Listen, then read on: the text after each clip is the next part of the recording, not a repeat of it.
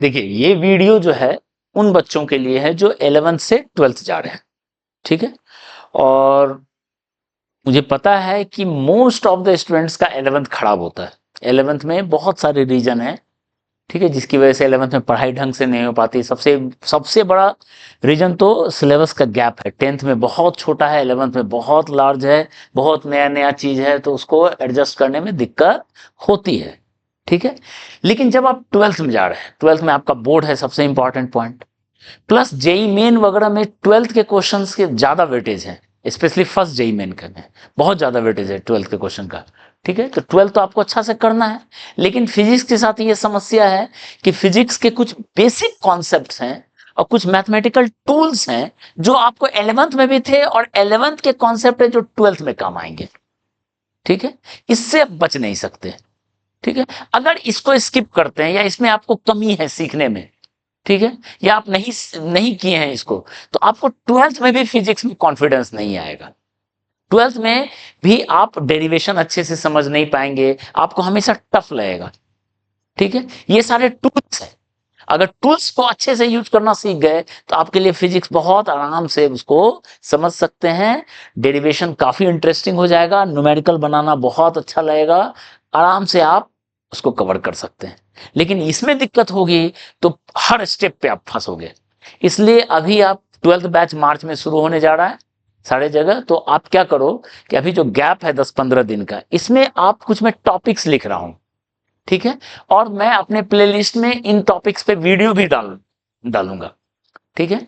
तो अब आप क्या कर सकते हो कि इसमें आपको सारे वीडियो प्लेलिस्ट में मौजूद रहेंगे, सारे टॉपिक्स के, उस वीडियोस को देखिए। पहले मैं लिस्ट ऑफ टॉपिक को बता दे रहा हूं, ये टॉपिक सुन लीजिए, ठीक है, और वो सारे वीडियोस को देखिए, वहां से सीखिए, ठीक है। उसके बाद जो है कुछ अपने से ढूंढ के भी आप बुक वगैरह से क्वेश्चंस कुछ प्रैक्टिस कर सकते हैं, ठीक है। अदरवाइज आप मेरे को कांटेक्ट कीजिए, पर्सनली व्हाट्सएप कीजिए, तो मैं आपको और भी गाइड कर दूंगा उसमें करने को, ठीक है, कुछ क्वेश्चंस भी दे दूंगा। लेकिन आपको इतना बेसिक करना ही करना है, इसमें आप बच नहीं सकते, तभी आप अच्छे से उस फिजिक्स को एंजॉय कर पाएंगे। देखिए मैं अगर टॉपिक की बात करूं, वेक्टर एडिशन, ये सारे, और ये कंपोनेंट मेथड पहले चैप्टर में ही, पहले हमको लगता है 12th के पहला दूसरा क्लास में ही आपको मिल जाएगा, एनसीईआरटी में मिलेगा उसका यूज, ठीक है। अब अगर वेक्टर में जिसका कॉन्फिडेंस लो है, तो वो ऐसे क्वेश्चंस जो आएंगे इलेक्ट्रिक फोर्स को डील करने में, इलेक्ट्रिक फील्ड को डील करने में, वहां फंस जाएगा, ठीक है। तो इसमें आपका कमांड होना चाहिए, एकदम कमांड होना चाहिए, अच्छा खासा एडिशन सब्सट्रैक्शन को देखकर डरे ना, ठीक है। सेकेंड, डिफरेंशिएशन एंड इंटीग्रेशन, ये चीज है आपको पूरा 11th परेशान करता है, सबको एकदम नया चीज रहता है, ठीक है। तो डिफरेंशिएशन में पहले तो हाउ टू डू कैसे करते हैं, और 11th में इतनी बार आ चुका है, इतनी बार परेशान हो गए उससे, थोड़ा थोड़ा सीख ही लिए कैसे करते हैं। तो आप इतना तो कर लेना है कि how to do, specially algebraic function, y equal to X power n sine x cos x, इसका इंटीग्रेशन कैसे करते हैं, ठीक है, सॉरी डिफरेंशिएशन कैसे करते हैं। उसके बाद और भी उसमें आप ऐड कर सकते हैं, रेट निकालना, स्लोप निकालना, मैक्सिमम मिनिमा निकालना, इस सब पे वीडियो में डाला हूं, ठीक है। आप उसको वीडियो से भी हेल्प ले सकते हैं और कोई एक्सटर्नल सोर्स से भी हेल्प ले सकते हैं, ठीक है। पर आना चाहिए, इतना आएगा तब आप बहुत कॉन्फिडेंट फील करोगे। रेट क्या है, डिफरेंशिएशन से स्लोप निकलता है, ये सब आइडिया होना चाहिए। आ जाते हैं इंटीग्रेशन में, इंटीग्रेशन कैसे करते हैं, स्पेशली अलजेब्रिक फंक्शन आता ही आता है।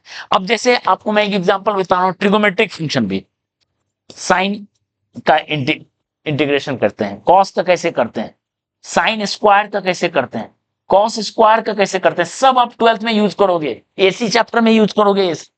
और नहीं आता है तो आपको फिर रटना पड़ेगा, ठीक है, सर का दर्द हो जाएगा फिर।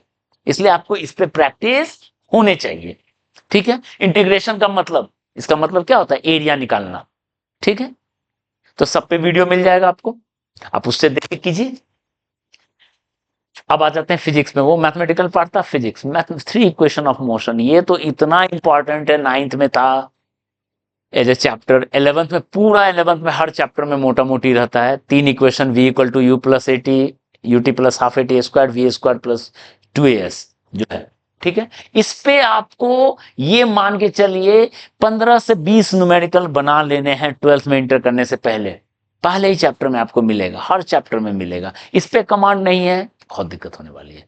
ठीक है, प्रोजेक्टाइल मोशन, हाँ प्रोजेक्टाइल मोशन में 3 फार्मूला होता है। आप फार्मूला याद कर सकते हो, नहीं कर सकते हो, ओके, लेकिन उसके डेरिवेशन का लॉजिक आपको आइडिया होना चाहिए। हॉरिजॉन्टल वेलोसिटी कांस्टेंट होता है उसमें, प्रोजेक्टाइल जो करते हैं उसमें हॉरिजॉन्टल वेलोसिटी कांस्टेंट होता है। ये लॉजिक क्लियर होना चाहिए, मतलब आप उसके डेरिवेशन को समझिए।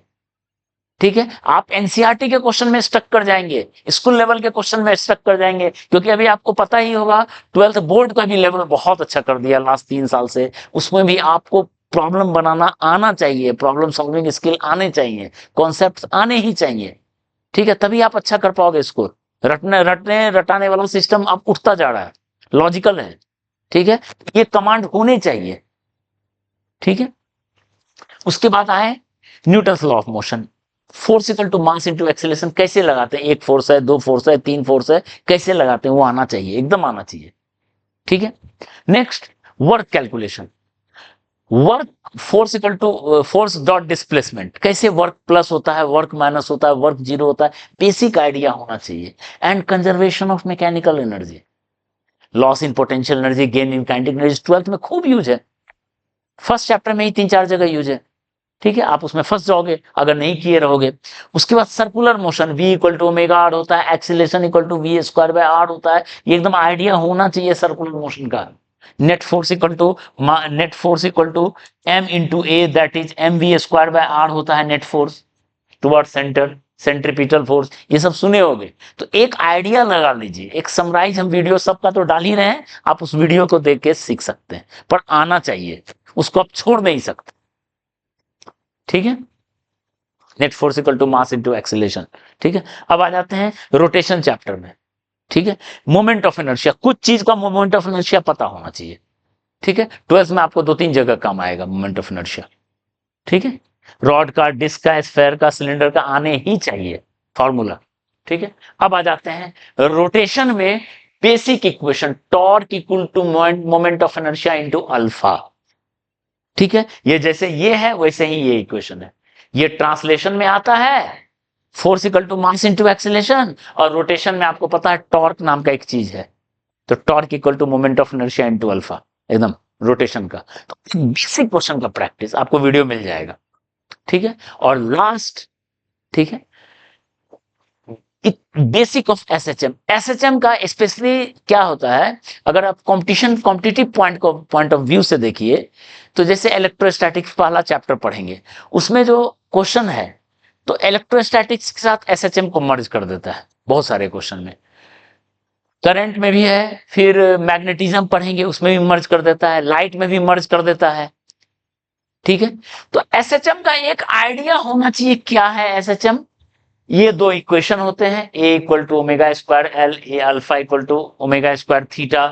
ओमेगा से टाइम पीरियड निकलता है 2 pi by omega, 2 pi F, ये आइडिया होने चाहिए। ठीक, आपको वीडियो मिल जाएगा उस पर।